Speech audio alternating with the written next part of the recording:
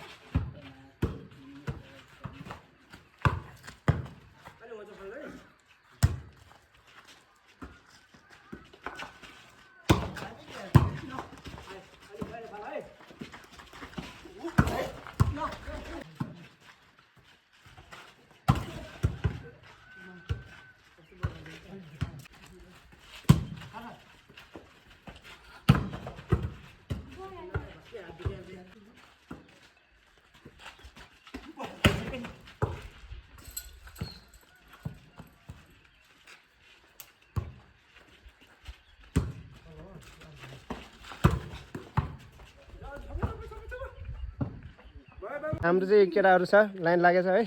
यहाँ कसको फ्यान हो आज टक्कै यहाँ थाहा हुन्छ यहाँ ल बाबु तिमी कसको फ्यान हो हिमाल सुनारीको फ्यान यहाँ हिमाल सुनारी फ्यान हो तिमी हिमाल सुनारी तिमी एडी हो है एडीको फुल नाम के हो एडीको फ्यान हो चाहिँ है विश्वास अधिकारी तिमी हिमाल सुनारीको फ्यान खै यता हेर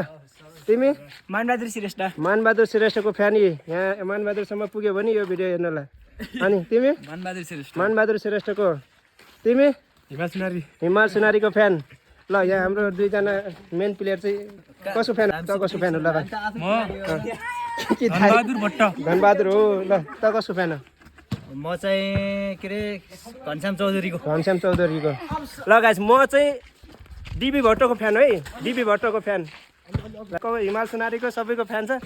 ल मलाई चाहिँ डिबी भट्टको एकदम स्पाइक लास्ट मनपर्छ क्या है अरू भन्दा डिबीको स्पाइक चाहिँ मलाई लास्ट मनपर्छ गाइज म चाहिँ डिबीको फ्यान हो